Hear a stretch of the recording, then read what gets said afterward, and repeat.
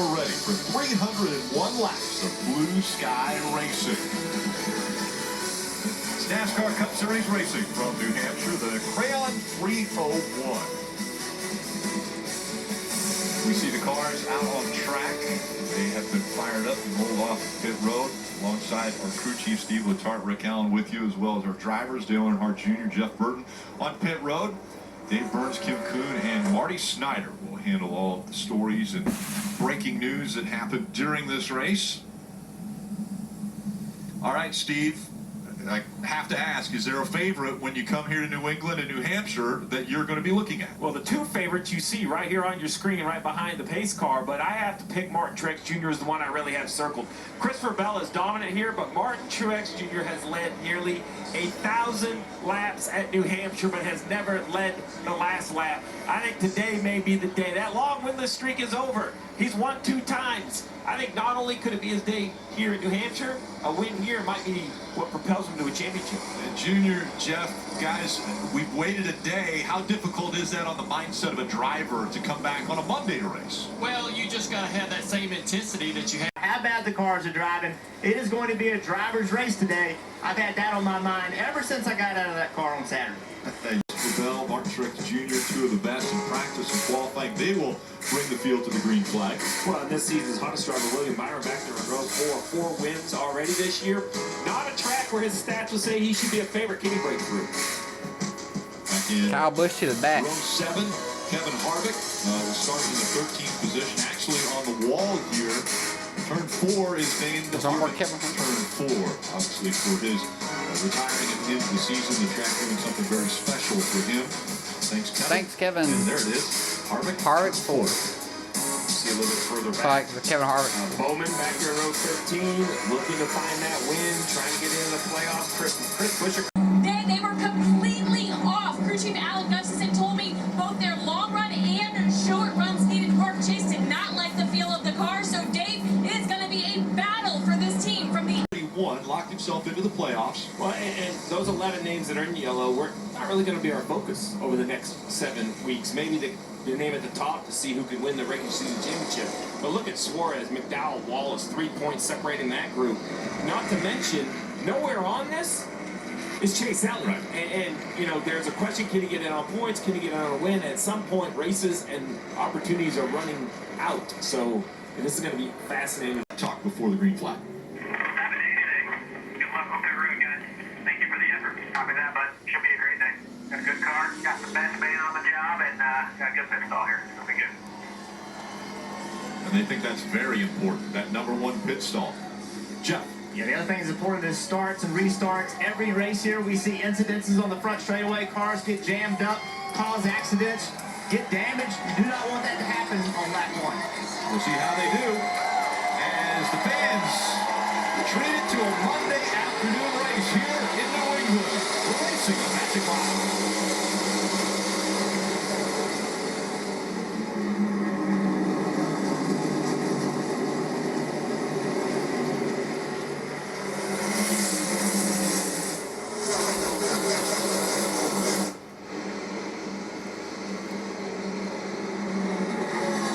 Wow, wheel hop from the 45. Number 3 affecting these cars.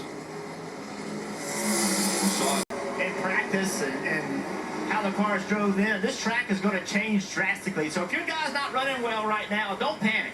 There's no rubber on this racetrack from all the rain, and it's going to... Connecticut born Joey Logano, a lot of fans in the stands for him today. Saying right now that the car just needs to turn when he's off the brake, rolling the center of the corner. No adjustments will be made on this upcoming stop. That'd be the competition caution in that car. Or the 16, AJ Allmendinger, the dinger. Spun out. Caution as well. He's sideways early. Don't know if he got the left front up on the apron there. Trying to exit low. But the car comes around really quickly. The drivers have said that, you know, once you do get out of shape, it's very difficult due to the low sidewall on this tire. It's hard to catch this thing as it's starting to spin around on you, and you don't have that sidewall. He's cycled back around in 15th, so it's not. The teammates say they're way too free on entry and on exit as well. Talked to Adam Stevens, Christopher Bell's crew chief before the race. He told me he felt like this #1 pit stall that they got after the they won the pole is maybe one of the most advantageous on the entire NASCAR calendar. You see William Byron flash by, 2-tire stop there. A number of teams taking 2 tires, 4 tires here for Christopher Bell. It's a race on pit road, and Steve, you mentioned it. A couple of guys trying. We're getting everything you can. So what data point I saw there is 10 laps. It took 10 laps for what I consider the best car in the field to run down another very good car on 2 tires. You know, what Jeff's mentioning, it doesn't mean it's 16. Car looked amazing in practice. The 2 teammates of the 19 and 20 Gibbs. I mean, that's my best track. That's Ty Gibbs' best track. This could be the type of day Ty Gibbs has been waiting on very early still in his Cup career. Dave. So, Steve, you know how Stage 1 went up. 2 to go in the stage, a 20-car bell, a little faster than 12, 12 a little faster than 10, the 10 a little quicker than 45. The 24 Byron, though, has been able to hold on to that second spot, Steve, so that strategy for those guys paid off better than I think they even thought it would. Yeah, I mean, it proves that if you have a good car, 2 tires will work. What we saw with Stenhouse is, you know, you can't be up by yourself on old tires. A lot of options still available. I think at the end of this stage, we're going to see a lot of 4 tires and a big reset. Yeah, speaking of options coming this final lap is where you can run on the racetrack. I see some guys running all the way in the 3rd lane, making really good lap time. Spotters are going to be relaying that information to the drivers to make a change for the 2nd stage. This is going to be the 6th stage win for Martin Truex Jr. here at New Hampshire as he comes out of 4 for the final time, and we'll see the green and white checkered flag. He wins stage 1, 58 of his career stage wins. That's the most, by the way. He's been dominating. You see the battle there. McDowell just in front of Larson. Oh, Kyle Busch in the wall. Busch has got Something broke. coming out of his car. A lot of damage. A lot of damage to the right side. Yeah, he's hit the fence with the right rear, maybe with the right front as well. he just radioed in, it's killed. That's 3 times this weekend that he's had contact. Once in practice, once in qualifying, and now in the race. The Magic Mile, Martin Truex Jr. dominating it over stage 1.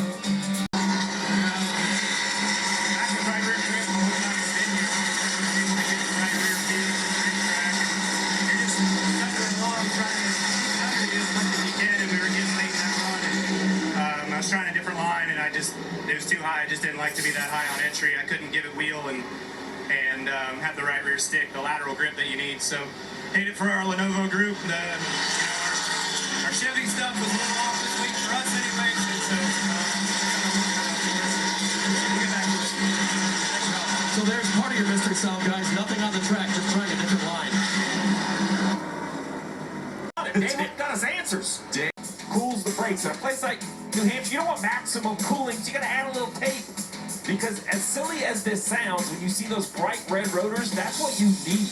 These brakes like to operate well north of 1,000 degrees. Really, 1,300 degrees is the optimum area for brake temperature, for pad interaction with the rotor. The concern is, you mentioned it, what happens in St. Louis? I add a little tape.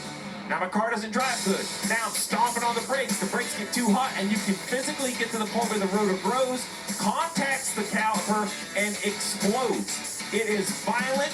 Talk about responsibilities. That is the 24's responsibility to wait. The car leaving does not have the right-of-way. The right-of-way is to the car entering. The crew chief of the 24, Rudy Fugel, needs to hold his driver. To get the car right, still not exactly where Chase wants it. He just needs more rear security, more turn. Basically, what everybody is saying there today is like air pressure adjustment on those Goodyear tires that Chase is taking.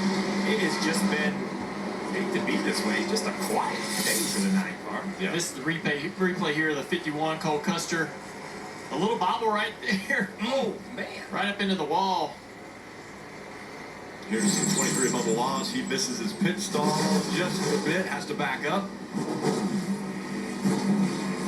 Those are the small things. I know they're just easy mistakes to make. Future, the crayon. Such a great view of the New England Museum, Racing Museum here just to the south of the racetrack. Dick Berggren championing that cause, and I know the name Letard is in there, and also another name very familiar with New England racing, Ken Squire, a Hall of at turn 2. Buy or rent Transformers, Rise of the Beast on digital today. Get over an hour of fun. And that battle that you talked about. Briscoe, he will be the first car lap down. That's why you fight so hard. Jeff,